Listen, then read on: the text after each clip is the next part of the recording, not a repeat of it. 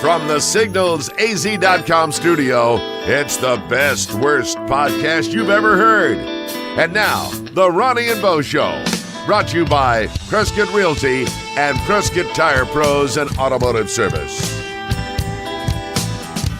It's another Ronnie and Bo Show. Yep, brought to you by Prescott Realty for one, and they are fantastic. We've got Lorinda Johnson and John Rocha and Richard Hanna and Kylie Elliott, and they are all specialists in the real estate field. This is really neat. If you go to another real estate company, they'll take you out and they'll show you what you need. But these guys actually break it down and specialize. If you're a new home buyer, they're not going to set you up with somebody who deals in commercial real estate, right? Exactly. So exactly. That's the benefit of using Prescott Realty. That's for sure. You can give them a call right now for a no-commitment free consultation at 928-499-8700. And we also want to thank Prescott Tire Pros and Automotive Service, Louis Gomez, Angel Gomez, and the gang down there, 1635 West Iron Springs Road. Yeah, if you've got anything really that you need with your car, I mean, they've been in the tire business for a long time. It's kind of grown into the automotive service, anything that you need, even body work. From bumper to bumper. Yes. Hey, they should use that slogan. From maybe body. My body needs some work. From tires to antenna. Yeah, they do it all. I don't know. What's the highest point? I was trying to think of the highest point and the lowest point. Do you get it? Yeah, I get it, Bo. Louis Gomez runs that place, and he runs it just beautifully. And, man, you can really trust him and the crew at Prescott Tire Pros and Automotive Service. We do. Ronnie takes his cars there. I take my car there. My wife gets her oil changed. I get my oil changed there. Yeah. Flat tires, body work. They do it all. 928-776-0205. Or check them out at PrescottTirePros.com. Today it is time for I've been waiting for this. Yeah? But because we haven't done one of these in a while, and I know you're kind of... You brag on me, don't you? Well, yeah. It's a unique kind of gift I have. You've been kind of information constipated. What? Because you haven't been able to... That's not bragging on me. Blow out what? All of the info that you hold within. Ladies and gentlemen, it's time for Bo Knows. Oh, wow. I don't know. Wrong button. You now. Bo Knows, brought to you by signalsaz.com. That's right. So, ladies and gentlemen, Bo knows a whole bunch of things that most people don't know. And I do know. So, what do you know, Bo? Well, I know, for example, there are more plastic flamingos in the U.S. than real ones. You didn't know that, did you? What? Huh? Yes, that's true. Oh, my goodness. Bo knows there are more plastic flamingos in the U.S. than real ones. Wow. Yeah. And they're all in Florida. I don't know. Both, the real and the plastic. Or in your yard, yeah. Yeah. Yeah. That's wild. That's true. And the inventor of the plastic flamingo was former art student Don Featherstone. He passed away, I think, in 2015. He was 79. He was the inventor, and he was just messing around. That's his real last name? Yes. A guy named Featherstone invents a plastic bird. Now, there's a lot of reactions to those things, right? Love them, hate them, right? Yeah. There was a time in 2009 when the city council for Madison, Wisconsin was debating it. And they have a lot up there in Wisconsin. Yes, they voted 15-4 to designate the pink plastic flamingo the city's official bird. No way. Yes. Oh, that's just wrong. Mr. Featherstone was awarded the Ig Nobel Prize, the annual satirical award honoring contributions of that like. Oh man, that's a waste. No, they've been in movies. They've been in songs. Isn't that something that you can do like as a prank where you you flamingo somebody? No, what? Where I think there's something like that where you go you go do that to somebody's lawn. You can take one out and put one over there. I mean, you put like hundreds where they can't even get through. Yeah. So I don't know. Like a mob flash of plastic flamingo birds. Exactly. You wake up and find flamingos everywhere. It sounds like a good horror story. Well, and that's all I know. That's Bo Knows, brought to you by signalsaz.com. Thank you. My life's right. better. Do you feel, Yeah. relief? Hey, speaking of birds Yeah. and feathers, Yeah. you sort of look like Big Bird. You didn't see that coming, did you? Huh? You thought I was going to say, let's talk about Sesame Street. I'm just plucked. Yeah, I know. The guy that was the puppeteer for Big Bird? Which Well, now, is he when really you say- a puppeteer? Well, that's what they. I was going to ask you. When you say the guy that was a puppeteer, you mean the guy that wore the suit, or was there Well, that's somebody it. more I mean, important than that? Because you don't. Not that you wasn't don't call. You don't call Chewbacca a puppeteer. I call maybe Chewbacca Bo Woods. What? But- Wait a minute. but that's not But nice. you don't. Yeah, because it's a person in a suit. But every headline I've seen has referred to this guy as a puppeteer. Well, maybe there's a puppeteers union, and maybe they're very offended that we're not giving them the benefit of the doubt. Yeah, maybe. Maybe there are puppeteers up in arms right now. Yeah. Because we're calling them out. Yeah, exactly. I don't know. Yeah, I don't know. I guess the guy that played or was What were you gonna say? influential in Big Bird's functioning. Yeah. Whether it's he's in the suit or he was pulling strings, I don't know. But he's retired. Oh, yeah? Yeah, and I mean, long time. So does Big Bird retire then? Or do they get another 6'9" They probably need to find a former NBA player? Exactly. Manute Bol, come on down. He has a new job. Yeah, he does. Pulling him out of retirement. Yeah. And now, playing for the Sesame Street lineup, Manute Bol as Big Bird. I like that. So we do have some interesting facts that you may or may not know about Sesame Street. Yeah, are you a can I give you Sesame one? Street? Did you grow up on it? Oh man, we put our kids in front. Yeah, I did, and then we even put our kids in front of it. You know, I mean, how do you teach your kids to count if you're not going to, watch Count Dracula? Well, yeah, A 1, a 2, a 3. I like Count Dracula. Yeah, and the Count. Yeah, and The then, Count. Grover was one of my favorites. And then of course, my kids find Grover really disturbing, but he was one of my favorites. Who was the little fairy, the little pink one? My daughter really liked her. You know? Yeah, I don't know. And then of course, there was the you said Grover? How about Oscar? Oscar the Grouch. Get off my sidewalk. Yeah, exactly. He'd live in that trash can, and that was pretty I good. loved Cookie all- Monster. I like how he eats. Oh, that was the best. I mean, that was the best. That's close to how my boys eat still. Yeah. And Leilani will go through a pack of crackers the same way that Cookie Monster did cookies. Just about 1% of the cookie actually went in down the throat, and the rest just sprays all over the couch and everywhere. Well, some of these things I liked Bert and Ernie. Ernie, I had a Ernie puppet. Actually, my mom still has it. I'm trying to figure out. I got to go look at a picture. Okay, so I got. Lately, there's been some conversation about the nature of Bert and Ernie's relationship. Well, that's okay. We won't get into that. But I just had to look at a picture of Ernie while you're talking about it. You had an Ernie puppet. I did. That was perfect because you look like Bert. I got the same shaped head as Bert. I don't have the monobrow. And sometimes you wear the same sweater. Yeah, I did. Exactly. If only Ernie had a beard. By the way, a couple of days ago, we've been doing we did we dedicated 2 podcasts to Halloween. Yes. Before we continue, we dedicated 2 podcasts to Halloween, and I just want to. I don't know why I want to do this, but I want to get you on record, and I want you and I to dress up as a duo for Halloween.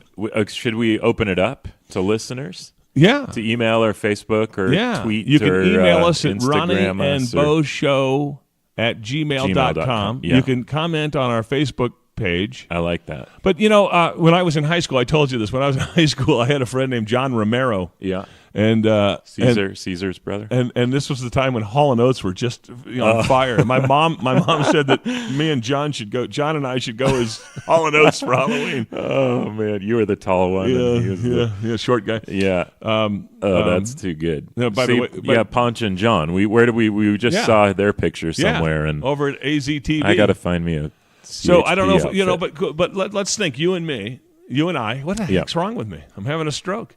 I'm not speaking grammatically correct. So you and I, we could be Ponch and John. Don't know if we could pull that off. No. We could be Bert and Ernie. Yeah. Seriously, that would be great. And I mean, you really could. You could. Yeah. Han Solo and Chewbacca. Yes, we could actually do that. You were making a joke, but I think we could get away with that. We could actually. We need to do that. I need a wig, but so we need some other suggestions. Yeah. What type of duos should we do? yeah. Huh. Those are good ones. Keb Mo and Common. No. Tupac and You look like Common. Biggie Smalls. I like Common. I saw him on a commercial. And I also saw him on a Netflix special. Yeah. And usually I'm intimidated, but I like him. Yeah. I really do. I really like awesome. Common. All right, let's get back to... okay, so Sesame Street. So did you know that Sesame Street was almost called 123 Avenue B? That would have been horrible. 123 Avenue. Let's go down to 123 Avenue B. Yeah, no, that doesn't work. It was changed after producers found out that there was a real location in New York City with that address, 123 Avenue B. So they named it Sesame Street. Awesome. Well, that's good. Yeah.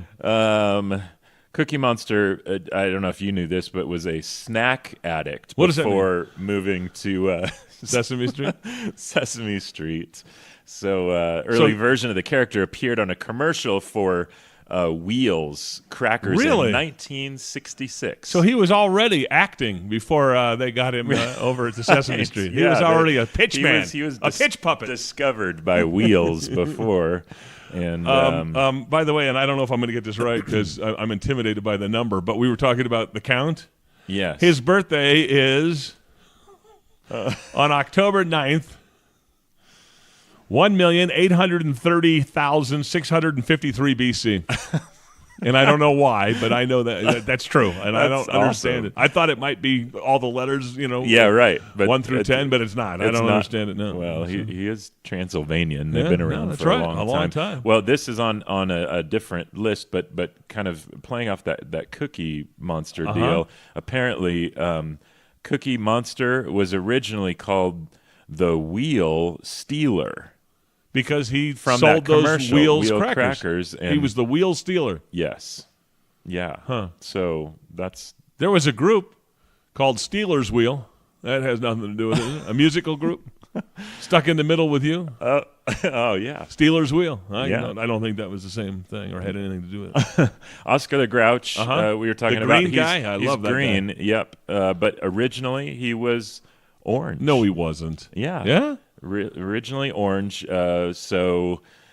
Yeah, unhappy monster changed his hue during the show's second season. Well, that must have thrown people off. Yeah, I know. But we see that all the time, right? Where there'll be shows, dramas or whatever. Like this Roseanne thing. Remember Roseanne? Oh, yeah. Roseanne comes back with the Connors. I haven't been paying attention to it, but she comes back with the Connors, and a week before they go into production a couple of months ago, she says something wrong or nasty, and they're out. They say, "Well, we've already started this whole series, we've already committed to it," and so the first episode is something happens to her and she's out. Right. They booted her out, but then I heard that the rest of the crew said we'll continue so that the production people and will have jobs still, the which crew, is nice, the light people, but not because they wanted to work or needed the money. But I guess they killed her off just for the light guys. For the nature of the story. They said she had an opioid drug overdose. Oh, so see, I didn't know how it's a little heavy. They couldn't just say she was in a car crash. Yeah,